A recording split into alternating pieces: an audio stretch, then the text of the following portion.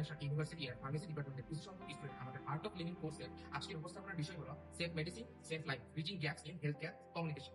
ছোটবেলায় আমাদের স্কুল লাইফে আমাদের একটা প্যারাগ্রাফ আসতো বা রচনা আসতো, হোয়াটস ইউর ড্রিম বা তোমার জীবনের লক্ষ্য কি। সেখানে আমরা সবাই লিখতাম আমরা বড় হয়ে ডক্টর হতে চাই বা কেউ টিচার হতে চাই বা বিভিন্ন ধরনের শ্রেণী পেশা যেতে চাই, এবং আমাদের মূল উদ্দেশ্যই থাকতো যে আমরা মানুষের পাশে দাঁড়াতে চাই, মানুষের জন্য কিছু করতে চাই। এবং আর্ট অফ লিভিং কোর্সের ফাউন্ডার এবং missionary doctor Mohammad Sabuddan sir এবং আমাদের course teacher Ahmad Parvez sir এর মাধ্যমে আমরা এই সুযোগটি আমাদের প্রাইভেট পাচ্ছি, যার কারণে কিছু তো বুঝতেছি না কেন। আরে ভাই একভাবে খাইলে হলো, সকাল বিকাল একই একভাবে খাইলে হলো। মেডিকেশন ইউজের কারণে বিভিন্নভাবে এফেক্টেড হচ্ছে।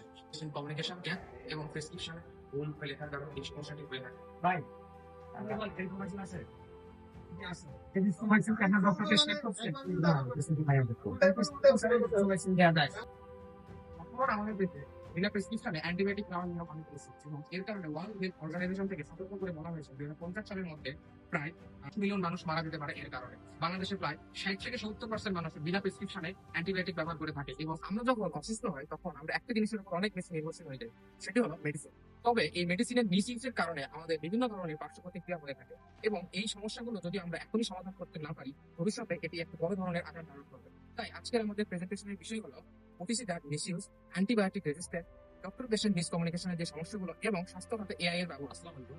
আজকে একটি গুরুত্বপূর্ণ বিষয় নিয়ে কথা বলবো, সেটা হচ্ছে ডক্টর পেশেন্ট কমিউনিকেশন গ্যাপ। আমরা আমাদের দৈনন্দিন জীবনে ডাক্তার এবং পেশেন্ট অনেকবার যোগাযোগ করতে থাকে। তাদের মধ্যে ডাক্তার রোগীকে চিকিৎসা দেন এবং রোগী বিশেষ করে সেই চিকিৎসাটা গ্রহণ করে। অর্থাৎ ডাক্তার সবসময় রোগীকে যা বলেন রোগী সবসময় যা বুঝতে পারে না, আবার রোগী যা বলেন পুরোপুরি ডাক্তার বুঝতে পারে না। চলুন এই সম্পর্কে বাস্তব জীবনে আমরা যা ঘটে তা দেখি। মেডিকেল সেক্টরে ডক্টর এবং পেশেন্টের কিছু রেসপন্সিবিলিটি আছে, এই নিয়ে যদি আপনি কিছু বলেন।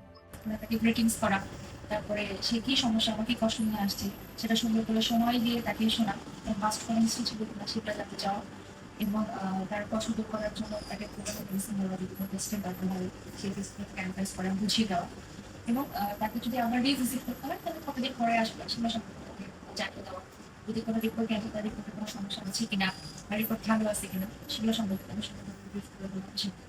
তারপরে রেসপন্সিবিলিটি, পেশেন্টেরও কিছু রেসপন্সিবিলিটি থাকে আসলে, যে সে যে সমস্যাটা নিয়ে আসছে সেটা ব্রিফলি ডক্টরকে বলা, লিস্টে যাতে কখনো বেশি হাইট না করে, তার পাস্ট ছিল কিনা, সে মেডিসিন খেতে কিনা, সেগুলো নাম আসলে বলতে হবে ডক্টরকে।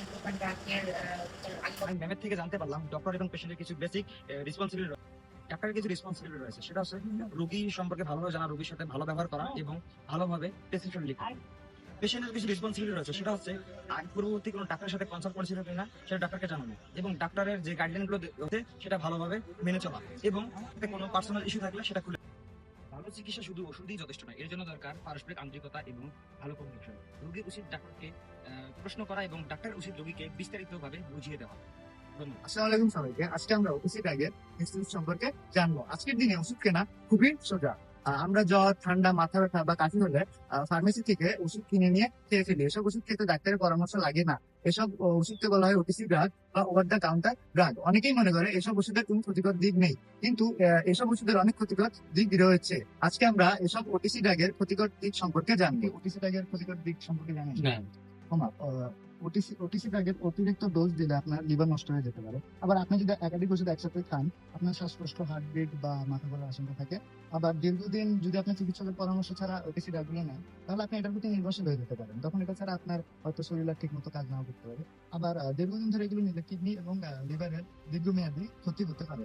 এখন আমাদের করণীয় কি? আমরা সর্বপ্রথম আপনার ড্রাগের প্যাকেটে থাকা নির্দেশিকাগুলো পড়বো, সঠিক ডোজ এবং সময় মেনে ওষুধ সেবন করবো। তারপর বারবার নিজের ইচ্ছা মতো কোনো ওষুধ কেনা যাবে না।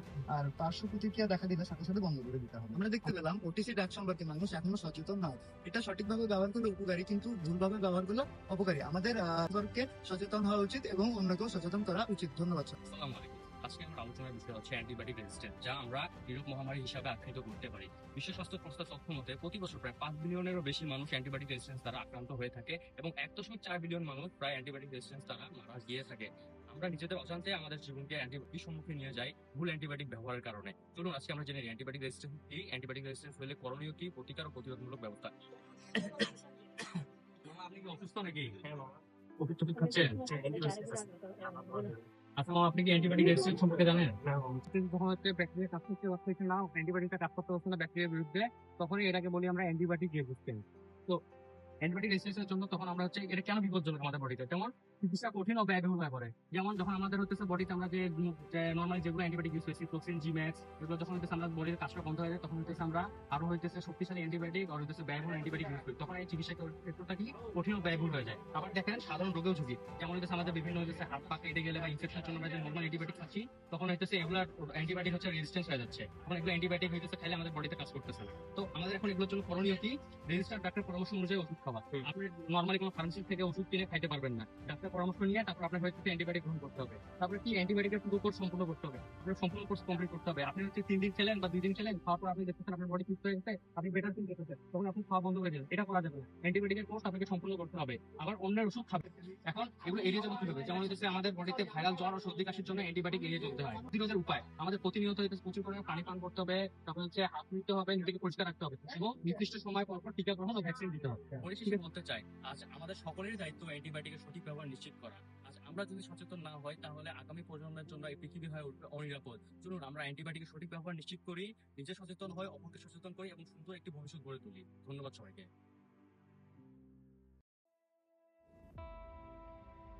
কিরে সাড়ে এনে বসে কি করছিস? কি বলবো ভাই, লাস্ট 3 দিন ধরে পেটের ডান পাশে প্রচন্ড ব্যথা হচ্ছে, এই জন্য চ্যাটজিপিটির কাছে জিজ্ঞাসা করতেছি আমার করণীয় এবং ওষুধ সাজেশন করছি।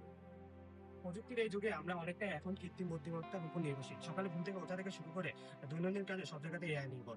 এমনকি স্বাস্থ্যসেবাতে আমরা এখন এআই সাহায্য নিচ্ছি। কিন্তু প্রশ্ন হচ্ছে, আমরা কি জানি কখন এআই আমাদের জন্য আশীর্বাদ এবং কখন আমাদের জন্য ঝুঁকিপূর্ণ? চলুন আজকে এই ভিডিওতে আমরা স্বাস্থ্যসেবা এআই সম্পর্কে জেনে নিব। একজন সচেতন মানুষ হিসেবে আপনি যে 3টি ক্ষেত্রে এআই চমৎকার সাহায্য নিতে পারেন। প্রথমত, রোগ সম্পর্কে ধারণা। আপনার কোনো রোগ সম্পর্কে সাধারণ জ্ঞানের প্রয়োজন হলে তা আপনি সহজে এআই সাহায্য নিয়ে তা জানতে পারেন। যেমন ফ্যাটি লিভার কেন হয় এবং তার প্রতিকার, এটি খুব সহজে আপনি এআই সাহায্যে তা জানতে পারবেন। দ্বিতীয়ত, মেডিকেল রিপোর্ট বোঝা। আপনি খুব সহজে এআই সাহায্যে মেডিকেল রিপোর্টের কঠিন ভাষাগুলো বুঝতে পারবেন। এবং তৃতীয়ত, ডাক্তার দেখানোর প্রস্তুতি। আপনি কিছু বিষয় আছে যা কখনো এআই এর উপরে ছেড়ে দেওয়া উচিত নয়, যেমন রোগ নির্ণয় বা ডায়াগনোসিস। আমরা অনেক ক্ষেত্রে এআই সাহায্যে রোগ নির্ণয় করে থাকি, যা কখনোই করা উচিত নয়। সবসময় একটি রেজিস্টার্ড ডক্টরের পরামর্শ অনুযায়ী রোগ নির্ণয় করা উচিত। ওভারডোজ, অনেক সময় আমরা চ্যাটজিপিটি বা এআই সাহায্য নিয়ে ওষুধ সেবন করে থাকি, তা কখনোই করা উচিত নয়, কারণ লক্ষণ অনুযায়ী সঠিক ডোজ দিতে পারবে না। অনেক সময় ইমার্জেন্সি ক্ষেত্রে আমরা কথা বলি চ্যাটজিপিটির সাথে, তা কখনোই করা উচিত নয়। সবসময় দ্রুত চিকিৎসকের পরামর্শ নেওয়া উচিত। পরিশেষে বলা যায়, এআই কখনো আপনার ব্যক্তিগত দপ্তর নেই, বরং এটি একটি কেবল ডিজিটাল তথ্যের উৎস মাত্র। স্মার্টফোন প্রযুক্তির সাহায্য নেই কখনো, কিন্তু সবসময় চিকিৎসার ক্ষেত্রে রেজিস্টার ডাক্তারের উপর আস্থা রাখুন। সঠিক তথ্যে সুস্থ জীবনযাপন করুন। ধন্যবাদ।